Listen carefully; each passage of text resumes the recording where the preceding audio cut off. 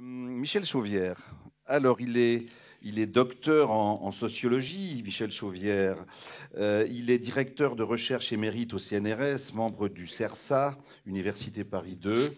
Et puis, un homme qui a beaucoup de choses à dire et à écrire depuis de nombreuses années. Alors, plus effectivement du côté du champ social, ce qu'il s'attache à faire effectivement, et ce qu'il va une fois de plus faire avec nous à Maïs aujourd'hui, sur une intervention qu'il a nommée Réflexion sur les dangers que court l'intelligence sociale.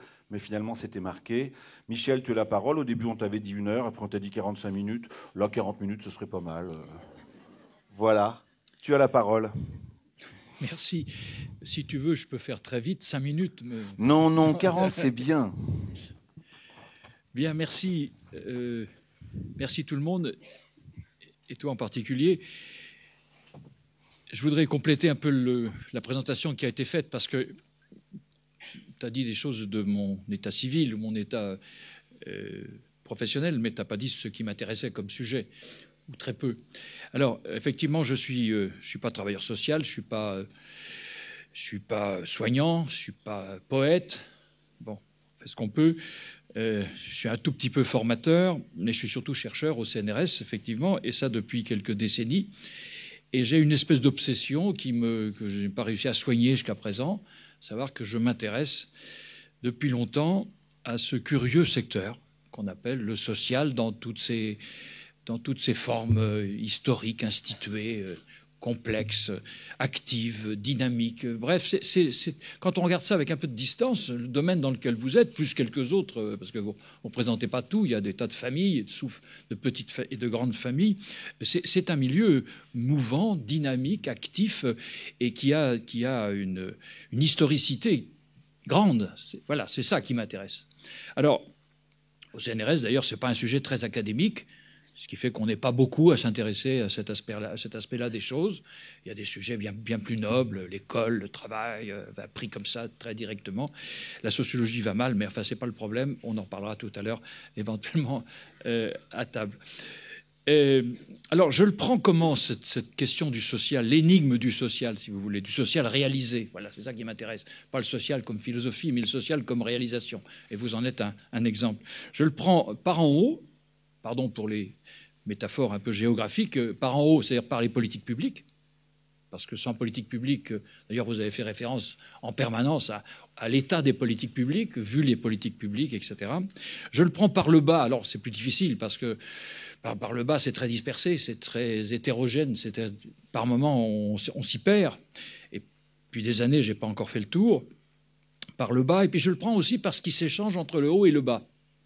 C'est-à-dire comment finalement se fait la coordination, la coopération, la dispute, les contradictions entre ce que le monde d'en haut, c'est-à-dire aucun jugement de valeur sur le haut et le bas, comprenez bien, c'est un artifice de présentation, mais comment on négocie? Alors on négocie de différentes façons, on négocie par de la reconnaissance réciproque.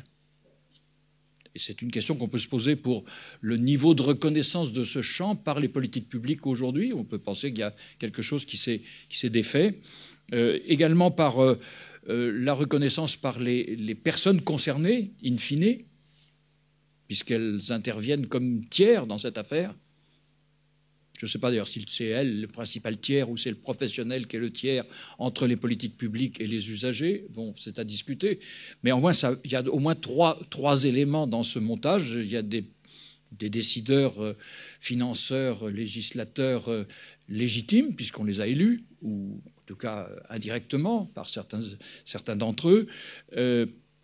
Il y a des usagers, assurément. Cette catégorie discutable fait aussi, pour l'instant, c'est la seule façon de nommer l'ensemble de ces personnes qui bénéficient de points de suspension. Et puis, il y a les professionnels, qui sont une formation historique. Voilà, c'est ça qui m'intéresse, c'est comment ça se passe entre tous ces éléments-là. Voilà.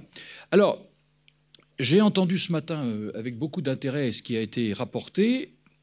J'ai vu quel usage était fait d'un certain nombre de mots, des mots symptômes pour moi, dans ma perspective, puisque je ne suis pas un acteur, donc ce n'est pas des mots qui servent à organiser mon action, mais c'est des mots que je repère comme signifiant quelque chose, et je vais essayer de trouver un récit spécifique à la position que j'occupe, qui donne un peu de sens à ces mots-là aujourd'hui, entre eux. Qu'est-ce que ces mots-là ont à faire entre eux? C'est-à-dire, qu'est-ce qui fait leur cohérence d'ensemble?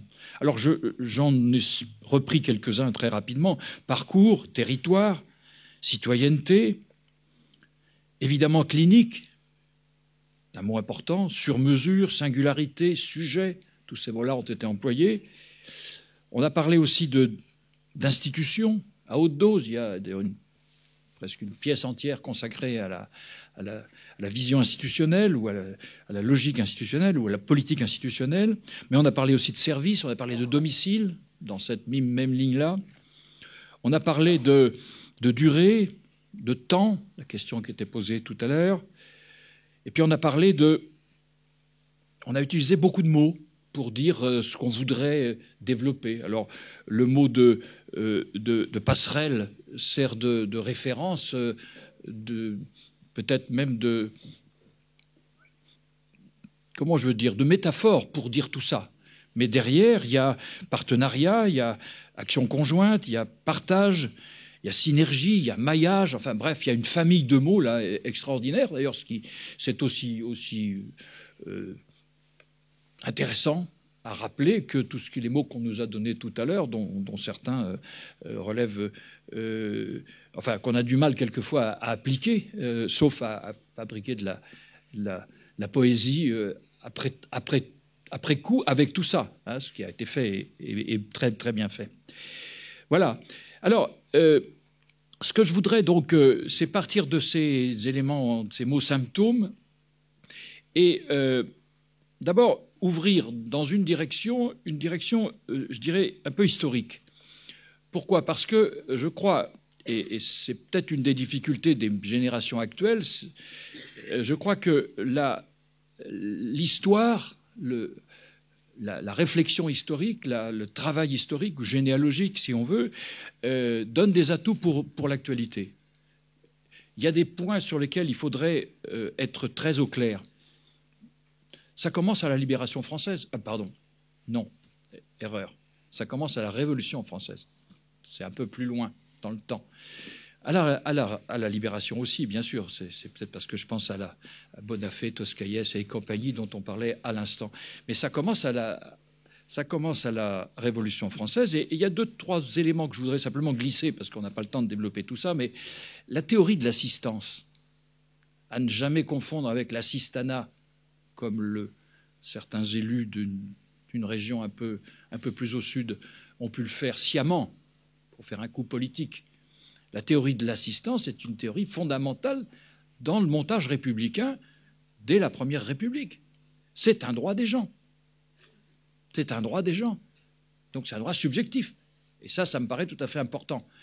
Ce n'est pas un système de redistribution, ce n'est que secondairement un des moyens du principe du droit à l'assistance, du droit à la protection, etc., toute cette série-là. Alors, ce qu'on sait historiquement aussi, c'est que si ces principes ont été énoncés, soutenus, proposés dès la période révolutionnaire, la mise en œuvre a attendu la Troisième République. Donc les années d'après 1880, après l'école de la République, on a une série de lois tout à fait importantes qui organisent dans des domaines qui sont encore les grands domaines qui organisent à peu près aujourd'hui l'action publique et les financements publics, dans les domaines sociaux et médico-sociaux. Le médico-social n'existait pas encore à l'époque, dans le domaine sanitaire également, dans le domaine judiciaire ou socio-judiciaire également.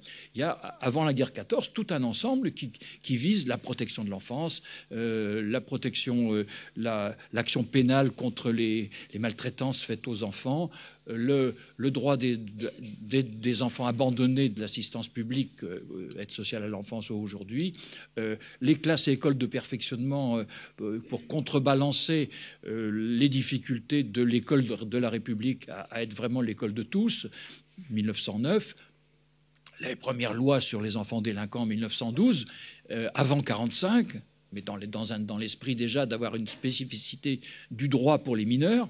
Bref, il y a tout un ensemble de choses, j'en passe, et des aussi importantes. Je pense par exemple à l'invention, je sais pas, du droit à la retraite en 1910. Hein, qui a fait débat au sein de la gauche de l'époque, et Jaurès qui disait non, camarades, il faut l'inscrire dans le marbre, le droit à la retraite. On en est encore les heureux bénéficiaires. Enfin, moi, pour l'instant, et quelques autres, mais j'espère que vous garderez ce bénéfice-là aussi longtemps que possible pour ceux qui n'y sont pas encore arrivés, parce que c'est extraordinaire, ce droit à la retraite.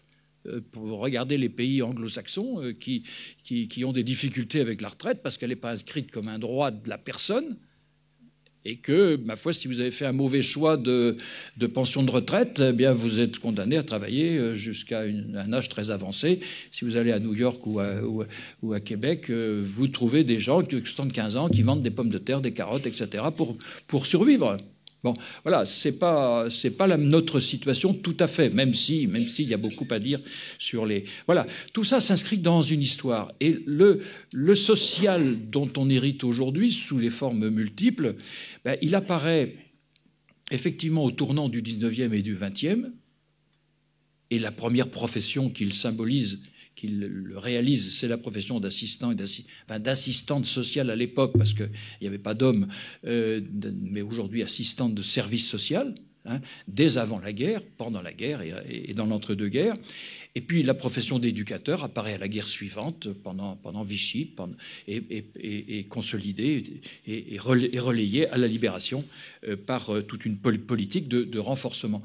Voilà, c'est ça que je voudrais dire, c'est que ces affaires-là s'inscrivent dans une historicité qui oblige à avoir, y compris aujourd'hui, une vision longue. Quand la pression qui est faite sur nous, c'est d'avoir une vision courte, une vision dans l'intérêt de l'usager, par exemple, dans l'intérêt de l'usager. L'usager au centre. Alors l'usager au centre, il n'y a plus d'historicité. L'usager, c'est parce qu'il est là physiquement que tout de suite, il a droit à sa réponse. Il y a une espèce d'abus de droit subjectif, en quelque sorte. Hein. Voilà. Donc ça, je crois que c'est tout à fait important. Deuxièmement, la réflexion qu'on peut avoir, mais je n'aurai pas le temps de le développer, c'est sur la segmentation des initiatives. Parce que si aujourd'hui, il faut créer des passerelles, c'est bien qu'il y a eu de la segmentation avant. Hein, les choses n'étant pas naturellement là, elles sont toutes construites les unes après les autres. Alors, ces segmentations ne sont pas nécessairement négatives. Si je prends l'invention de l'enfance inadaptée, donc des éducateurs spécialisés pendant la guerre et après la guerre, c'est une façon de se démarquer, de créer de la différence dans l'intérêt de l'enfant, du moins le supposait-on à l'époque, une différence par rapport à plusieurs choses, par rapport à l'enfermement dans les maisons de correction pour les enfants délinquants, c'est l'esprit de 45, qu'on va retrouver en 45, par rapport à la non prise en compte ou la faible prise en compte des personnes handicapées, des jeunes en particulier, qui ne sont pas dans les établissements publics de la Révolution française, s'agissant des aveugles ou des sourds, mais qui croupissent parce qu'ils sont dans des déficiences graves, qui croupissent dans les hôpitaux psychiatriques, dans des quartiers réservés, plus ou moins réservés, ou alors qui sont à la maison dans des conditions difficiles pour l'entourage et pour eux-mêmes, et qui attendent la prochaine grippe espagnole qui sera décisive pour eux. C'est ça la situation de cette époque-là. Donc c'est une façon de faire rupture avec ce qui est, pour essayer de construire quelque chose de spécifique, de différent, avec le défaut du trop spécifique qui sépare. Hein. On sépare ces gens-là pour les aider de leur classe d'âge ou de leur classe d'appartenance normale. C'est ça l'hypothèse de l'époque. Rétrospectivement, elle est respectable. On a voulu créer de la différence. Alors, c'est marqué par la période, je n'insiste pas là-dessus, mais c'est important. Un peu plus tard, le médico-social, qui n'existe pas à l'époque que je rappelle, le médico-social, c'est une création des années 60. C'est une création des années 60, qui prolonge d'ailleurs l'invention de la politique du handicap, qui elle-même date de la fin des années 60, la fin des années 50, des années 60, 70. 2-3 dates pour vous repérer. Les premiers mouvements de parents d'enfants inadaptés, c'est la fin des années 40. les papillons blancs, les hirondelles, l'Alpérie à Lyon, etc. L'UNAPI se crée en 1960. Et elle a déjà créé un certain nombre d'établissements, par défaut d'action publique, un certain nombre d'établissements qui sont encore en place avec d'autres noms aujourd'hui, mais à l'époque, les IMP, les IMPRO, les CAT, les ateliers protégés, etc., etc. Et c'est sur cette base-là, pour atteindre encore d'autres cas, d'autres situations, que le médico-social s'invente à la fin des années 60. En même temps, d'ailleurs, qu'apparaissent la Convention collective de 66, le diplôme d'État de 67 et un boom démographique dans tout ce secteur, lié au handicap. Lié au handicap. Donc c'est ça qu'il faut replacer ça. Alors c'est une construction fragile, le médico-social, parce que c'est une hybridation. C'est une hybridation. Elle sera consolidée par la suite par 2-3 petites choses, notamment le fait que, durant les années 70, apparaît au sein de l'appareil d'État une spécialité, une spécificité qu'on appelle l'action sociale. Je vous rappelle qu'autrefois, ça s'appelait la direction de la population, puis de la population et de l'action sociale, puis tout court de l'action sociale. Ça, c'est au début des années 70. Ça va tenir jusqu'à ce qu'on remplace l'action sociale par la cohésion sociale. Ça, c'est l'effet de la RGPP sous M. Nicolas Sarkozy. Mais cette longue période est une période d'unité de l'action publique sous le label, sous le couvert de l'action sociale. Voilà, ça c'est un point. Et puis la grande loi de référence, c'est la loi de 75. Les 2 lois de 75, devrais-je dire, puisqu'il y a une loi qui porte sur la question spécifique de l'action en faveur des personnes handicapées, obligation nationale, je rappelle, article 1er, obligation nationale. Il y a belle lurette qu'on n'emploie plus ce genre de formule. Hein. Il faut vendre du service maintenant. C'est plus une obligation nationale, c'est une obligation commerciale. Mais c'était une obligation nationale. Donc ça avait du sens rapporté à l'idée qu'on se faisait du social à ce moment-là. Le social, obligation nationale. Ça évoque quoi? Ça évoque la sécurité sociale, pardi. Ça évoque, si vous voulez, la Constitution de 46 et celle de 58, dans laquelle il est dit la France est une organisation républicaine, laïque, démocratique et sociale. Et sociale. Le social est constitutionnel chez nous. Ça veut dire quoi? Ça veut dire la sécurité sociale. Et tout ce qui peut en découler, en dépendre. Les annexes 24 de 1956 ont montré l'extension au titre de l'assurance maladie de la prise en charge du handicap. Sous la pression d'ailleurs des organisations de parents à cette période-là. Voilà. Donc vous avez quelque chose, un modèle assez cohérent qui a besoin d'être raconté d'un point de vue historique. Alors, la suite nous amène à l'actualité. Tu me dis combien de temps il me reste? Oui, je te fais confiance. Oui, ça devrait aller. Est-ce que je reprends mon souffle? Oui, je disais, quelles ont été les épreuves suivantes? Parce que je vais en parler en termes d'épreuves. Alors, je crois qu'il faut faire la distinction entre les épreuves internes et les épreuves externes. C'est assez formel de faire cette distinction-là, mais parce que souvent les épreuves internes sont les conséquences des épreuves externes, hein, et non le contraire. Mais les épreuves internes, la première épreuve interne qui est, j'allais dire, très franco-française, c'est notre foutue décentralisation, dont on ne se sort pas, puisque c'est toujours pas fini. C'est l'acte 1, c'est l'acte 2, en 2003, c'est l'acte, alors il n'a pas de nom, mais on pourrait l'acte 3, tentative de M. Sarkozy, l'acte 4 de tentative, enfin, réalisé en partie au niveau régional et puis avec les métropoles de M. Hollande.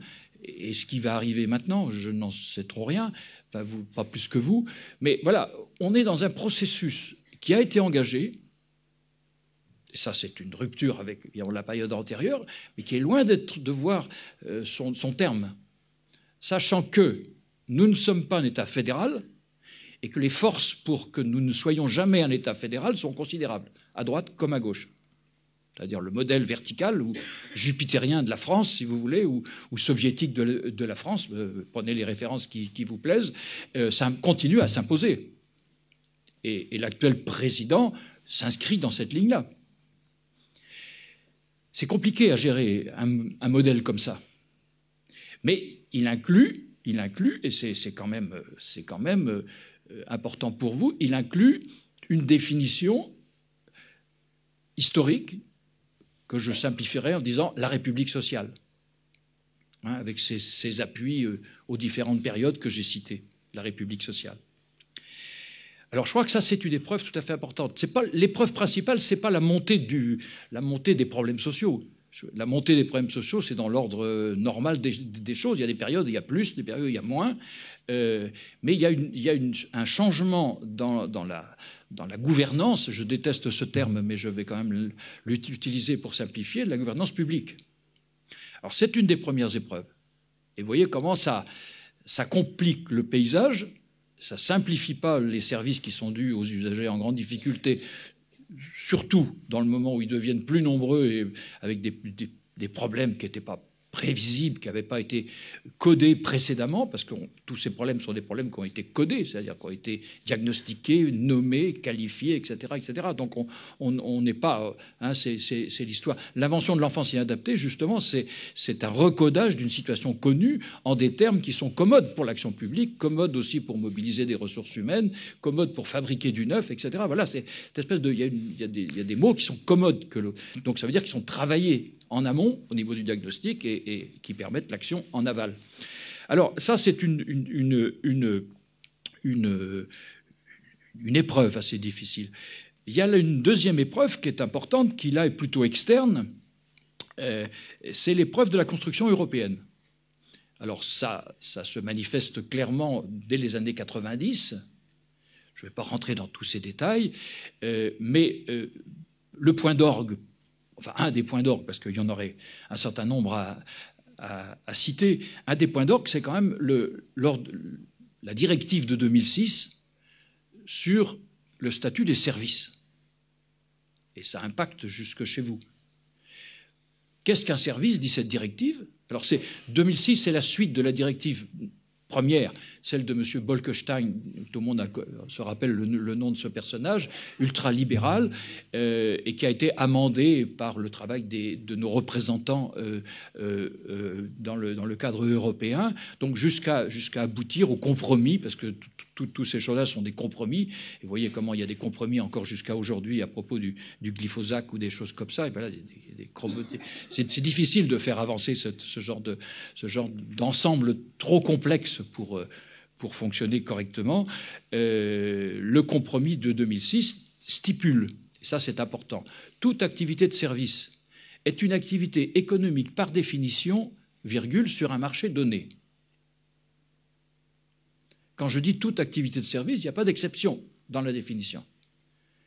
On y met aussi bien les services en ligne, les services de télécom, les services sociaux, les services scolaires, voire la justice comme service. L'ambition est considérable. Et c'est le relais des travaux de l'OMC, l'Organisation mondiale du commerce, c'est bien ça qu'il faut avoir en tête, où on retrouve d'ailleurs un personnage français que vous connaissez, puisque c'est M. Lamy, socialiste de son État, et auteur avec son collègue Bianco du rapport Bianco-Lamy sur l'aide sociale à l'enfance de 1989 ou 1979 ou 80, je crois que c'est 80. Voilà. Extension du domaine du marché, dirait Houellebecq, hein, extension du domaine du marché sans limite. Et le social est absorbé, happé par cette perspective, avec des résistances, bien évidemment. Ça ne s'applique pas, ça n'est qu'une directive. Je vous rappelle, c'était qu'une directive. Directive, ce n'est pas un règlement. Donc c'est une ligne, c'est une direction qu'il faut essayer d'atteindre. Chaque pays membre, en principe, est libre du chemin pour l'atteindre. Alors ça heurte quoi, cette définition-là? Ça heurte notre conception du service public, qui est en grande difficulté pour l'instant, en difficulté philosophique, je veux dire, hein, philosophique et politique. C'est-à-dire que défendre le service public aujourd'hui est has-been. Il y en a encore, bien évidemment, mais ça n'est plus un axe porteur de l'action publique. L'axe porteur de l'action publique décale un tout petit peu, ou tout du moins met le service public au même rang que d'autres statuts associatif, économie sociale et solidaire, j'en dirai 2 mots tout à l'heure, ou lucratif. Après tout, qu'importe le statut, pourvu que le commerce se développe et que, in fine, l'usager client, vous comprenez bien que là on n'est pas loin du client, soit satisfait de la prestation, fût-elle publique. Et vous voyez le grand dérapage qu'il y a derrière ces éléments. Alors ça se double d'un autre élément, puis j'arrêterai sur la directive sur les services, d'un autre élément qui est l'interdiction des aides d'État. Alors ça veut dire quoi? Ça veut dire qu'on attaque durement le régime de la subvention pour obliger à conventionnaliser les actions de dévolution d'actions publiques, de fonds publics à des opérateurs. On fabrique d'ailleurs l'opérateur à ce moment-là. C'est-à-dire celui qui bénéficie de fonds publics, mais après mise en concurrence. L'ancien système de subvention, qui n'est maintenu qu'en dessous d'un certain seuil, c'est-à-dire quand il n'y a pas beaucoup d'engagement, l'ancien système de subvention est dénoncé. Alors la mise en œuvre n'est pas immédiate, hein, comprenez bien, ça continue à fonctionner, d'autant plus qu'il y a de nombreuses autorités publiques qui continuent, qui sont préoccupées par ça. Mais, et on a vu du fait de ces orientations, on a vu des territoires, l'État lui-même, dans des tas de domaines, les vôtres, mais aussi bien d'autres, organiser les relations avec les délégations de mission. C'était un peu le statut dont on parait un peu le secteur social et médico-social quand il était géré par des associations, délégations de mission de service public. Donc une grande proximité avec les valeurs communes du service public, égalité, continuité, adaptabilité, etc., qui étaient devenues les valeurs du monde associatif faisant fonction de service public, ou ayant une mission de service public, enfin, toutes les formules ont existé. Tout ça, ça s'est légèrement dissous, hein, au profit d'une espèce de modèle qui devient très envahissant, mais dans le champ de la recherche publique que je connais, c'est la même chose, et dans bien d'autres secteurs, c'est la même chose, sauf là où les institutions sont trop importantes et qu'elles font de la résistance elles-mêmes par leur poids historique. Mais voyez comment chaque université maintenant, depuis la loi Pécresse, est considérée comme une entreprise. Et s'autonomise. S'autonomise, ça veut dire devient une entreprise. Et fait rentrer de l'argent. Sciences Po avait commencé, et quelques autres, etc. Donc, alors il y a des régulations qui interviennent parce que bon, ça crée des problèmes nouveaux. Mais ce modèle-là est en train progressivement de coloniser toutes les relations avec les pouvoirs publics. Ça n'empêche pas que survivent des liens par ailleurs, y compris entre les ARS et certains établissements, certains groupements, etc. Tout ça cohabite. Mais ça fait problème. Voilà. Alors, ça veut dire que les légitimités qui sont attachées à ces éléments d'histoire, je dis bien, il y a des problèmes de légitimité qui sont attachés à ces éléments d'histoire. À savoir, par exemple, je ne vais pas forcément prendre tous les exemples dans le champ du handicap, mais à savoir, dans le champ de la délinquance, par exemple, l'accrochage qui dure, qui est fort encore aujourd'hui, à l'ordonnance du 2 février 1945 sur le statut de l'enfant délinquant, dont on attendait que Madame l'ancienne garde des Sceaux, Taubira, la consolide et la revalide d'une certaine façon, ce qu'elle n'a pas fait, ou qu'elle n'a pas eu le temps de faire, je ne sais pas comment il faut l'expliquer, mais bref, elle est partie pour d'autres raisons avant de réaliser ce qu'elle avait promis de faire. L'attachement est très fort encore dans le secteur public de la PJJ, comme dans le secteur associatif des sauvegardes ou autres établissements qui sont habilités par la justice et qui reçoivent des enfants. Mais, vous savez comme moi, comment des mouvements internes importants sont intervenus dans ce champ, pénalisant davantage la question de la délinquance juvénile, malgré l'ordonnance de 1945. hein, avec des actions sur le statut je me rappelle des arguments de Rachida Dati disant, vous comprenez, quand une vieille dame se fait arracher son sac par un voyou, peu lui importe qu'il ait 18 ans ou 16 ans. À partir de là, pourquoi pas descendre la responsabilité pénale à 16 ans. Déjà, il y a des éléments de responsabilité un peu importants. Voilà, tous ces débats sur les seuils, etc., sont extrêmement importants. Voilà. Alors, il y a des légitimités là qui sont à la fois maintenues, mais en faiblesse. En faiblesse. Hein.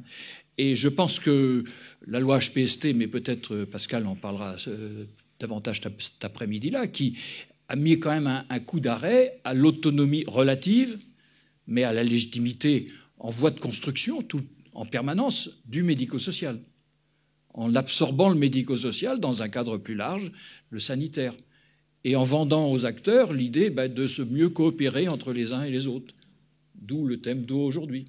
Est-ce que c'est pas une sorte comment je veux dire, d'illusion que cette coopération, pour masquer finalement des appropriations territoriales non pas au sens géographique, mais au sens de domaine de responsabilité, qui sont en train de bouger et qu'on maquille en coopération. Hein, mettons en commun, mettons-nous en commun, mettons en commun ce qu'on fait, et comme ça on valide la différenciation, la réorganisation d'ensemble, etc. Ça, c'est des questions que je voulais vous poser. Alors, si on synthétise un peu tout ça, oui, ça va, mais j'ai pas encore tout à fait tout dit. Si on synthétise un peu tout ça, je dirais qu'il y a une triple mutation qui est en train de se faire sous nos yeux, ou une triple révolution, employons ce terme-là. Elle est d'abord culturelle. Elle est d'abord sur ce que c'est que le social réellement. Il me semble qu'on peut dire que le social rattaché à la République, réalisé par des institutions aussi puissantes que la sécurité sociale, c'est pas un objet, c'est pas une chose. C'est un rapport social, c'est une relation, c'est une communauté solidaire sous prétexte de citoyenneté politique partagée. C'est là que s'accroche le social. C'est même pas un besoin des gens, c'est un besoin de faire société ensemble. Je crois que c'est de là que ça provient. Et de ne pas laisser sur le chemin tous ceux qui ont des difficultés à suivre le troupeau. C'est ça le social. Or, ce social-là est en crise pour l'instant. Quand, à la décentralisation de 86, on parle de bloc de compétences pour parler du social, vous voyez bien qu'on ne parle pas de la substance du social, sa légitimité, mais on parle de sa forme administrative. Un bloc de compétences. Voilà, je vous refile l'aide sociale à l'enfance. Mais c'est quoi l'aide sociale à l'enfance? Pourquoi, au niveau départemental, l'aide sociale à l'enfance? Quelle est la légitimité de ce choix? C'est un choix d'opportunité, ce n'est pas un choix sur le fond. C'est-à-dire, ça ne concerne pas la question fondamentale de qui est le mieux placé pour protéger l'enfant. Et je pense que ça reste personnellement, mais il n'y a pas que moi qui le dis, même des ministres le disent, une fonction régalienne. C'est à l'État de protéger l'enfance. D'ailleurs, il le fait bien à travers l'école. Pourquoi est-ce qu'il ne le fait plus à travers la protection de l'enfance? C'est qu'on l'a largué, lâché au président des conseils généraux d'époque. Voilà, ça c'est un problème.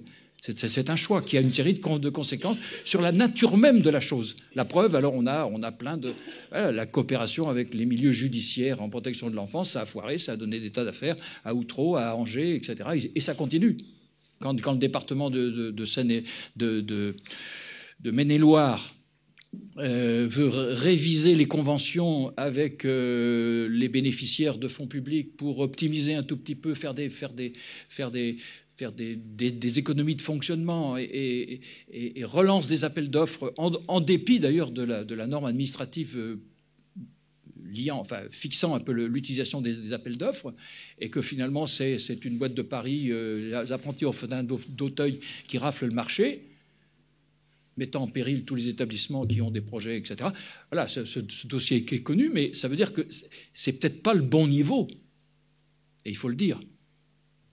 Mais on a fait mieux que ça. Aujourd'hui, le social n'est plus qu'un effet. C'est la formule des Social Impact Bonds. L'impact social. Est-ce que vous vous rendez compte de ce que veut dire, enfin, du vide de la notion d'impact social? Il n'y a plus de substantifique moelle là-dedans. Il n'y a plus rien. Ça n'engage personne. Du moins, c'est n'importe quoi qui peut avoir un impact social. Et c'est vrai que n'importe quoi a un impact social. Je parle à la tribune, j'ai un impact social. Bon, voilà.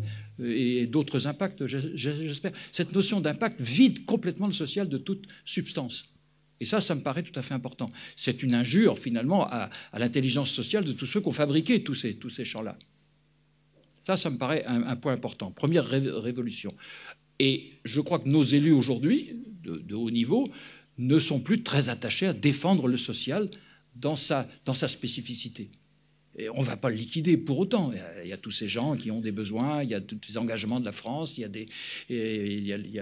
le contrôle européen et international. On est en retard sur l'autisme. Vous savez, on est rendu au 4e programme, mais le second n'a pas été encore réalisé. Mais tant pis, on continue. Bref, on fait le job.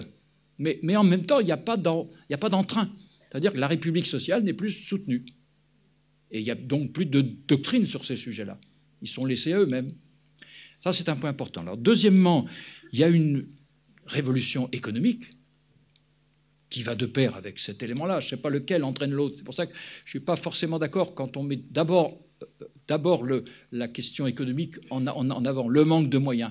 Mais la question économique, ce n'est pas que le manque de moyens. C'est un changement considérable sur la manière de gérer et d'orienter une partie de la richesse française vers ces secteurs qui ne sont pas des secteurs non productifs au sens direct, productifs de manière indirecte, mais le calcul de la production indirecte est un calcul qui est lent et qui n'est pas accepté qui est long et qui n'est pas accepté par tout le monde. Qu'est-ce que rapporte à la collectivité le fait de prendre en charge des personnes comme ce que vous avez observé tout à l'heure, fait développer tout à l'heure? Bon, qu'est-ce que ça rapporte à la collectivité? Au-delà des valeurs. Sur les valeurs, tout le monde est d'accord. Mais du point de vue économique, ça ne rapporte pas grand-chose. Un peu, marginalement. Bon, voilà.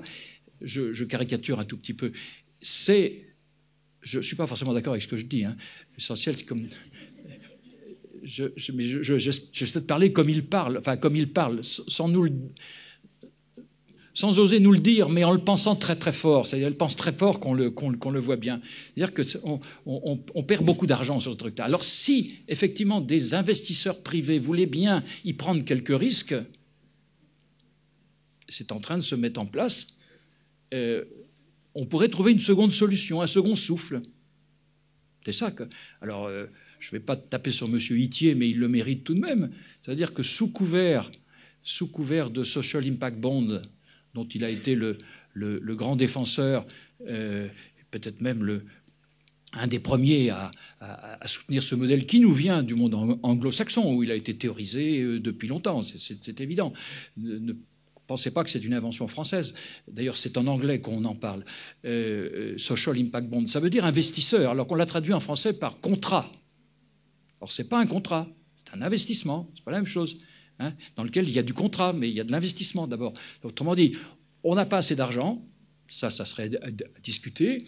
On va demander à des investisseurs, des fonds publics, des BNP Paribas, des banques, du crédit coopératif, pourquoi pas, enfin tout ce qui a un peu d'argent, de prendre le risque sur le social, prendre des risques sur le social. C'est-à-dire que le risque change.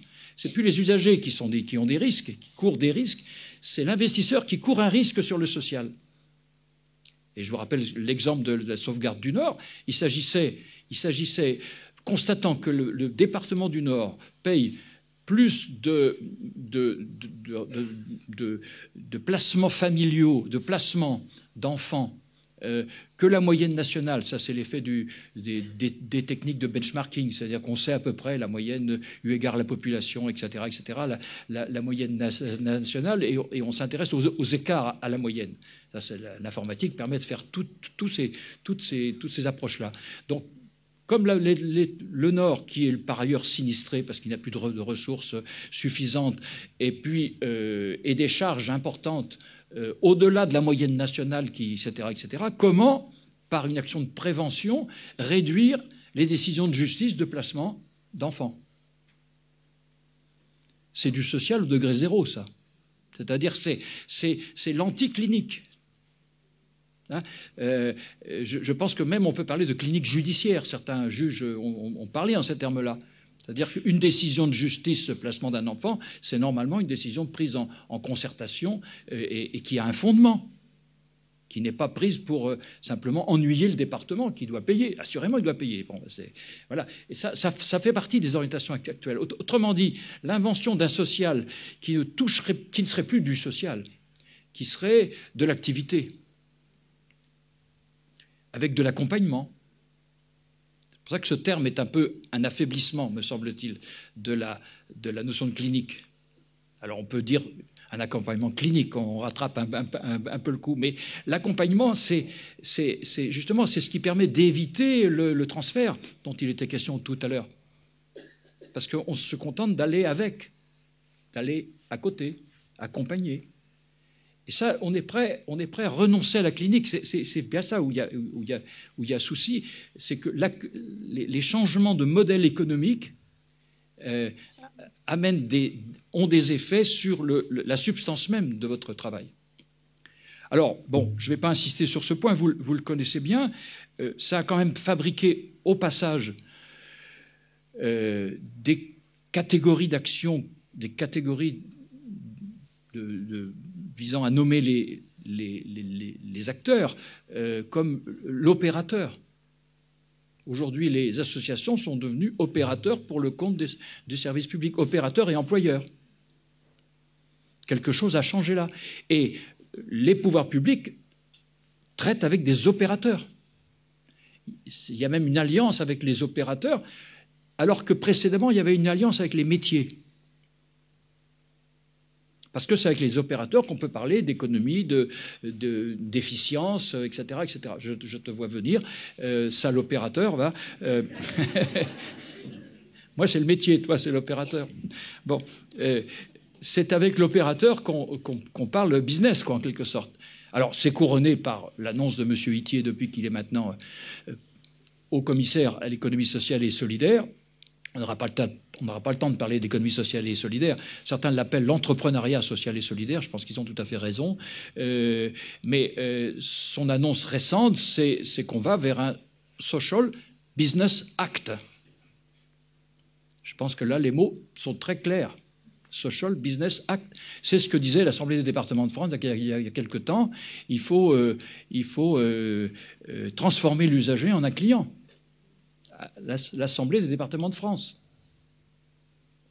Donc je crois qu'il y a des signes là tout à fait clairs de ce qui est en train de se jouer. Et puis il y a un deuxième, je finirai sur ce point, une troisième révolution qui est un peu la conséquence des deux autres, mais vous savez, je ne peux pas enchaîner les choses, laisser croire qu'un aspect est plus important qu'un autre, parce que je crois que c'est en interaction permanente, c'est le déclin de la croyance dans la nécessité de la professionnalisation. Je ne dis pas le recul de la professionnalisation, mais c'est le déclin de la croyance à la nécessité. La professionnalisation, c'est un phénomène typique du XXe siècle. C'est la grande aventure du XXe siècle. C'est-à-dire le fait de salarier ce qui relevait du militantisme, de la philanthropie ou de stratégies diverses et variées, le fait d'imposer le modèle du salariat dans ce secteur. On aurait pu ne pas prendre cette direction-là. On l'a prise. Alors, elle existait déjà ici et là, puis elle s'est développée dans ces nouveaux secteurs-là. Alors, le salariat, pourquoi ? À mon avis, il y a un souci à la fois de quelque chose qui est de l'ordre du droit d'en vivre, qui est une évidence, y compris, alors il y a des gens pour dire, ah oui, mais tous les 80% de la masse salariale, c'est scandaleux par rapport aux besoins des usagers. Assurément, les usagers, ils n'en vivent pas. Voilà, il y a une asymétrie là, totale qu'il faut assumer. C'est-à-dire qu'entre un usager et un professionnel, il y en a un qui bouffe grâce à l'autre. Mais non, mais il faut le rappeler, c'est quand même un b.a.-ba. Bon, il faut l'assumer. Ça veut dire que le professionnel ne peut pas être 100% au service de l'usager, puisqu'il est au service de lui-même aussi. Il y a de l'asymétrie. Il y a de l'asymétrie. Et je crains beaucoup les discours qui rompent sur l'asymétrie, c'est-à-dire en fait qui renversent l'asymétrie et qui mettent la subordination, enfin qui subordonnent le salarié, le professionnel, au diktat des usagers, dont on sait d'ailleurs que souvent qu'ils sont eux-mêmes le problème, une partie du problème. C'est une difficulté extrême. Il y a du populisme dans la formule de la loi de 2002 de l'usager au centre. Il y a une sorte de populisme qui est une machine de guerre contre le coût de la masse salariale, dont on dit qu'elle correspond à des prestations sans qualité, peu de qualité, sans rendu compte, ou peu de rendu compte, d'où les évaluations. Enfin bref, on pressure le système pour vérifier que ce qu'on raconte sur lui, c'est-à-dire qu'il est inefficace, qu'il coûte cher et qu'il est paresseux, est bien vrai. Donc on finit par le prouver et on réduit la voilure. On réduit la voilure. Alors, il y a mille et une façons de réduire la voilure. Quand hier, par exemple, on exigeait des professionnels d'un certain niveau de qualification pour s'occuper d'un certain type de problème. Aujourd'hui, il y a plus facilement des gens de niveau inférieur de qualification, de niveau 4, de niveau 5, etc., etc., voire pléthore de stagiaires de long terme, de recours à des agences d'intérim pour aller chercher du personnel, pour, je sais pas, faire les gardiennages de nuit, etc., etc. Enfin, il y a toute une dégradation. Roland Gori dirait, je le dirais avec lui, il y a une prolétarisation des petits métiers du lien social. Et c'est un élément de la nouvelle gestion des professions. Et puis, on pourrait dire très longuement, mais je ne vais pas le faire, diverses choses sur la réingénierie des métiers qui est en cours depuis maintenant 2 ou 3 ans, dont on ne voit pas très très bien la fin, mais dont on perçoit très bien la finalité, dont on voit très très bien. Autrement dit, ce qui est en jeu, c'est l'autonomie relative de tous les métiers. L'autonomie relative. Il n'y a pas de métier, enfin, il n'y a pas les initiatives qui ont été développées tout à l'heure s'il n'y a pas un minimum d'autonomie relative et de responsabilité. Donc, autrement dit, s'autoriser de soi-même pour lancer des affaires nouvelles. Si on n'a plus que des recommandations de bonnes pratiques, il n'y aura pas d'innovation de ce genre. Et on est en tension entre ces deux phénomènes-là. Voilà. Alors, peut-être d'un mot pour finir. Ben oui. Merde. Non, merde à moi. Non, je voudrais insister sur un mot. Et pour un sociologue, ça peut vous étonner. Le mot clinique. Et ça reprendra un peu ce que certains ont déjà dit ce matin.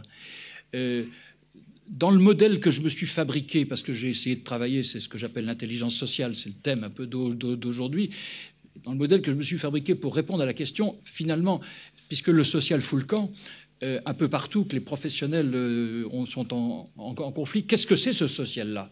De quoi il est fait, en substance? Et j'ai imaginé qu'il était fait d'au moins 4 piliers. Il y a du droit là-dedans, on en a parlé à plusieurs reprises, et pas simplement le droit des usagers, pas simplement le droit réglementaire, mais aussi le droit en tant qu'il protège. Pas qu'il oblige, mais aussi qu'il protège. Tout le monde, y compris les professionnels, ou les opérateurs. Bon, il faudrait réfléchir plus longuement à la question du droit. Il y a de l'institution, mais là, je laisse le courant est passé ici sur la question institutionnelle. C'est pas la peine d'insister, mais il y a des endroits où ça passe pas du tout. C'est-à-dire qu'on va dans le même sens que les recommandations de désinstitutionnalisation, à commencer par les personnes handicapées, mais a fortiori pour tous les autres. Tout ce qu'on pourrait désinstitutionnaliser. Bref, les institutions ont le tort absolu d'exister. D'ailleurs, il faudrait supprimer l'école dans cette perspective-là, parce que c'est la pire institution qui puisse exister ou survivre. Ben oui, elle enferme les enfants tous les jours, alors que les parents voudraient bien les garder et s'en occuper directement, les premiers éducateurs de l'enfant. Vous connaissez ça?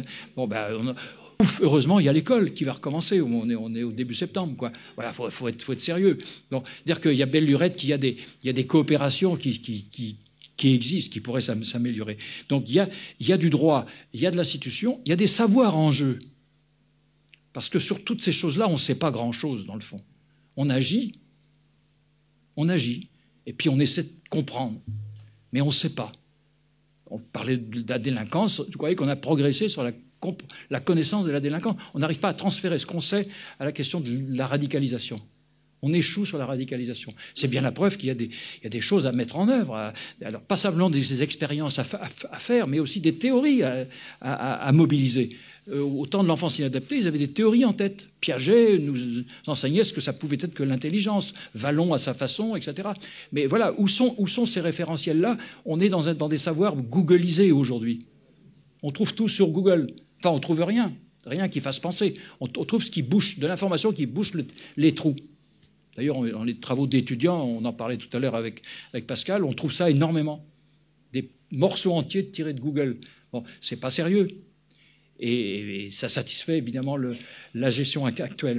Et puis, il y a un quatrième point, c'est pour ça que je veux en arriver, c'est que je pense que la signature particulière de vos métiers, et ça va du sanitaire au médico-social, et même à la justice spécialisée, des mineurs en particulier, c'est la signature clinique. C'est la signature clinique. C'est ce qui vous démarque, parce que d'autres agissent sur le droit. Le droit de l'enfant a ses soutiens, le droit des personnes handicapées a ses soutiens, etc.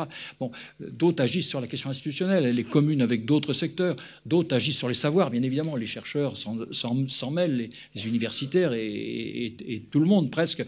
Bon, mais la question clinique, ça c'est votre marqueur principal.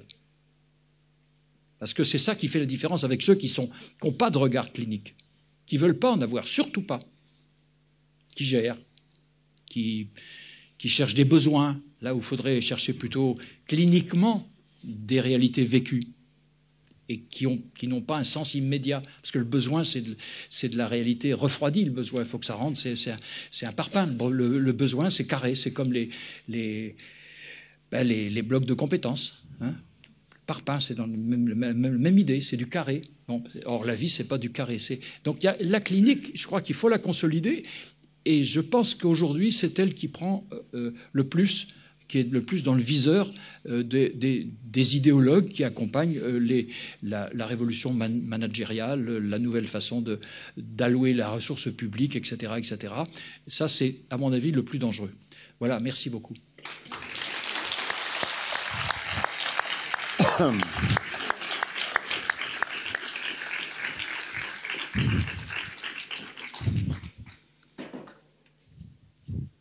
50 minutes. C'est bien, c'est pas mal. C'est une cote bien taillée, finalement. Vous comprenez bien que dans ces interventions, en aller-retour avec les témoignages du matin, c'est de contextualiser, c'est de revenir sur le cadre de l'intervention, à la fois de territoire, mais à la fois au niveau des politiques publiques. Et c'est bien ce qu'on avait demandé à Michel Chauvière, de contextualiser ce cadre-là, quitte à repasser par l'histoire, et c'est fondamental. Sinon, comment comprendre là où on est sans savoir effectivement d'où on vient? Et merci d'avoir insisté sur l'aspect clinique, parce que tu as eu des mots un peu provocateurs, un peu forts, dont certains mériteraient débat, entre autres sur le non-poids économique du secteur social. Tu as parlé de l'économie sociale et solidaire. On sait bien que, indirectement, l'économie sociale et solidaire pèse énormément sur l'économie du pays et dans le tertiaire. Mais en tout cas, merci d'avoir insisté sur... Je peux répondre sur ce point? J'aurais pas dû. Alors, 3 mots. Non, 2. L'économie sociale et solidaire, c'est un artifice qui cache des structures de différents genres. Oui. Les coopératives ont une histoire propre, les mutuelles en ont une toute autre. Et je ne crois pas que la Maïf soit encore une mutuelle, pour être rapide, pas plus que la Massif, etc. Elles sont dans le champ économique directement. Et puis les associations, qui à mon avis constituent, notamment celles qui ont des délégations de mission de service public, constituent un élément qui les sort de l'économie sociale et solidaire. Parce que l'économie sociale et solidaire se veut une espèce de voie intermédiaire, autonome. Or, ce n'est pas le cas des associations qui fonctionnent dans l'esprit du service public. Le service public ne rentre pas dans l'économie sociale et solidaire. Pourtant, il est non lucratif. Il est beaucoup plus non lucratif que la plupart des gens de l'économie sociale et solidaire. Donc, il y a quelque chose d'assez faux dans ce montage. Mais il sert beaucoup aujourd'hui. Ok. Voilà. J'aurais pas dû. Vraiment, j'aurais pas dû. Et je voulais... On pourrait en fait lui demander une deuxième intervention, mais pas tout de suite. Je voulais juste dire, moi, Michel, merci d'avoir insisté sur la clinique, parce que dans tout ce contexte-là d'intervention, ça nous donne identité et légitimité. Et ça, c'est important parce que sinon, on pourrait ressortir de la salle après dans l'intervention un peu déprimé, voire suicidaire. Donc, c'est important de savoir qu'on a une légitimité. Il y a des psychiatres pour ça. Oui, ok. Bien. Est-ce que c'est toujours compliqué de réagir sur ce type d'intervention, mais est-ce que vous avez envie effectivement, de commenter, réagir, une question? Il y en a une là-bas. Et puis après, on donnera la parole via le film aux personnes, à travers quelques portraits. Pascal. Oui. Votre propos me renvoie à une question pour moi que je trouve assez inquiétante, c'est l'évolution du secteur associatif, qui à l'origine qui est à l'origine de la création, on peut dire, du secteur médico-social pour toute la partie qui est gérée par le secteur associatif et qui a été, je crois qu'il s'est caractérisé jusque-là, jusqu'à il y a peu, par son dynamisme, par sa créativité. Et aujourd'hui, c'est-à-dire qu'il était force de création. Et aujourd'hui, ça s'est inversé, c'est-à-dire que c'est les pouvoirs publics qui interviennent avec les procédures d'appel à projet et qui ont dû favoriser la création de monstres gestionnaires qui sont équipés pour la réponse à appel à projet. Et donc là, on s'éloigne de la clinique d'emblée. Alors après, en tant que directeur d'une petite association, on est plein d'inquiétudes sur faut-il résister, comment, qu'est-ce qui se passe, un peu de prospective, quelle est votre analyse, votre réflexion sur cette situation? Sur la description que vous faites, je partage tout à fait les éléments que vous mettez en avant, mais je pense qu'un élément de résistance devrait venir du milieu associatif lui-même. C'est-à-dire que ne pas se laisser bercer par l'économie sociale et solidaire, qui est une espèce de coquille qui donne l'impression de gagner des parts de marché, de gagner aux élections prud'homales contre le MEDEF, etc. Il y a tout un jeu que je peux comprendre, mais où le monde associatif, celui dont vous parlez, qui a été souvent à l'origine d'innovation, qui a été porteur de changements, qui a fait les diagnostics que la puissance publique ne faisait pas. C'est presque normal. Il est plus à l'œuvre directement, est en train de perdre cette capacité-là, qui est fabriqué ailleurs. Le diagnostic est fabriqué ailleurs, alors dans des réunions entre experts et experts. Voilà. Il y a experts écrit EXPERTS. Je ne veux pas faire de jeu de mots lacaniens sur les experts. C'était peut-être des pairs autrefois, mais c'est tout. Mais et du coup, on est dans un renforcement vertical, administratif, comme jamais. Et ce qui donne de la force à ce renforcement vertical, c'est l'informatisation généralisée. Parce que vous voyez bien que c'est un outil du pouvoir actuel de l'autorité. Alors, j'ose à peine dire publique, de l'autorité de financement. Parce que l'esprit public a disparu. Or, l'histoire avait construit un esprit public coopératif, en coopération avec certains. La loi 75 est exemplaire de ce point de vue-là. Mais il y avait un lieu qui l'a préparé. C'est le commissariat général du plan. On était entre le 5e et le 6e plan, où tout ça avait été mijoté. Alors peut-être pas avec tout le monde, mais avec les grandes fédérations associatives du monde du handicap. Par exemple, l'APF, qui date des années 30, une API qui date des années 60, et la PAJH aussi et quelques autres. Donc il y a eu, je dirais pas une coproduction de la loi 75, mais quelque chose qui a été un échange. Ça n'est plus le montage d'aujourd'hui. Ça n'est plus le montage d'aujourd'hui.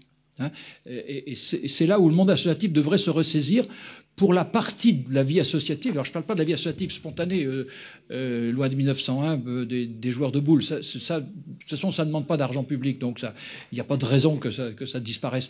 Mais la partie qui a réalisé, qui a mis en œuvre dans le secteur social, médico-social, sanitaire également en partie, mais il est déjà grignoté par d'autres démons depuis longtemps, mais qui a mis en œuvre des actions, qui s'est mobilisé pour les faire financer, qui a joué le jeu de la coopération, de la passerelle, donc, qui a rencontré des élus politiques réformateurs capables d'aller vers les associations. C'est ceux-là qui devraient se réveiller et constituer une force. Mais je crois que vous en êtes de ceux-là. Merci Michel. Pourquoi il est long, lui? Je sais pas. Merci. Jérôme Claire, je suis éducateur en AEMO renforcé dans Lyon et par ailleurs psychothérapeute en libéral. Donc la notion de passerelle entre les deux secteurs m'intéresse beaucoup. Ma question, c'était à la fois une observation et une question. À travers votre propos, vous parlez évidemment à travers des traits historiques jusqu'à un changement et l'avènement un renforcement de l'économique et des enjeux économiques. Ce qui manque un peu, je trouve, à votre propos, c'est le contexte, la sociologie des organisations liées à cette histoire, justement. Je pense que ça a un impact sur notre signature clinique dont vous parlez, c'est-à-dire que le contrôle social, le soin contraint, la verticalité dont vous parliez sur le pouvoir politique qui influe sur la fabrication des organisations, nous amène à porter un regard clinique depuis plus d'un siècle. Et donc, ma question, c'est est-ce que vous pouvez un petit peu développer l'impact qu'on pourrait avoir aujourd'hui quel impact on peut avoir dans notre travail clinique à travers cette sociologie des organisations. Sous Vichy, les CMP notamment ont été créés, c'est pas rien. C'est souvent porté par des bonnes valeurs, mais malgré tout, il y a aussi le contrepoids, enfin une autre démarche qui est isolée, contrôlée. Voilà. Est-ce que vous pouviez, de façon très très courte, me répondre après cette question très longue? Vous avez 2 heures. Écoutez, je vais donner un fait historique. Au tournant des années 70, la sociologie des organisations a envahi tous les centres de formation au travail social, et notamment les DSTS de l'époque, les diplômes supérieurs au travail social, avant les DEIS d'aujourd'hui. On s'est mis à faire du crosier partout. C'est caricatural, c'est rapide, mais je veux dire, je n'ai aucune critique à faire à la sociologie des organisations. Je la connais, j'ai travaillé même avec certains. Crosier, même un de ceux qui m'ont accueilli quand je suis rentré au CNRS, enfin, m'a accueilli, les visites protocolaires. C'est pas ça le problème. Le problème, c'est l'usage qui a été fait de la sociologie des organisations à un moment donné dans ce milieu. Un usage, à mon avis, délétère. Délétère. C'est-à-dire qu'on a tué la notion d'institution pour n'y voir que de l'organisation. Et ça, c'est le début de la déconstruction institutionnelle qui nous amène tout droit à la désinstitutionnalisation. Parce que ça laisse entendre que ces lieux, je prends un terme neutre, ces lieux qui sont des lieux de vie d'une certaine façon, plus ou moins, seraient réductibles à leur forme d'organisation. Ça veut dire qu'on ne s'intéresse qu'à l'instituer, pour reprendre l'opposition institué-instituant. Or, ce qu'on sait, c'est que les travaux institutionnalistes nous l'ont montré, c'est que ces lieux sont plus que de l'institué, plus que des murs, plus que de l'argent, plus que du règlement, plus que tout ça. C'est de la vie qui passe à travers les acteurs vivants de l'institution. On se demande même, au point de se demander même qui est-ce qui soigne le plus, du psychiatre ou du balayeur. Et on ne peut pas répondre à la question. Elle reste ouverte. Et il importe qu'elle reste ouverte. Bon. Et ça, c'est pas de l'organisation. C'est là où le Crozier, les crosiériens, et même dans l'analyse des politiques publiques, parce qu'il y a des effets secondaires de cette orientation dans l'analyse des politiques publiques, c'est pas des machineries, c'est pas l'acteur et le système. Vous voyez, pour aller très très vite, parce que vous me demandez d'aller vite. Voilà, c'est d'autres catégories qu'il faut préserver. Et moi, je pense qu'il faut préserver non seulement la catégorie de la clinique, du point de vue de la signature, de la manière de faire, de la culture, du code d'action en quelque sorte. Mais il faut aussi préserver la notion d'institution, parce que c'est la seule chose qui permet d'ailleurs au droit d'avoir de la durée. Parce que le droit en lui-même, il ne sert à rien. Le droit au logement, il ne loge pas. Ou alors ça se saurait. Il faut de l'institution derrière. Il faut de la politique de construction, etc. De la même façon, la clinique ne peut pas s'exercer, même si on peut l'exercer en libéral, vous avez parfaitement le droit, mais il faut de l'institution pour organiser autour de l'acte clinique un peu de vie. Excusez-moi, juste pour réagir à ce que vous dites très rapidement, mais je suis désolé. Ça va plus être possible, là. Ou alors très vite, vraiment. Non, mais c'est pas pour critiquer l'institution et faire fi de l'institution. C'est simplement avoir un regard aussi sur l'institution, sur son histoire, et être lucide sur cette histoire et de sa création. Oui, mais c'est pas de la sociologie organisationnelle qui permet de faire ça. Je vous propose de déjeuner ensemble, tous les deux, et de continuer l'échange, parce que sinon, notre ami Thierry Belnet va être frustré. Donc je vous propose, merci Michel.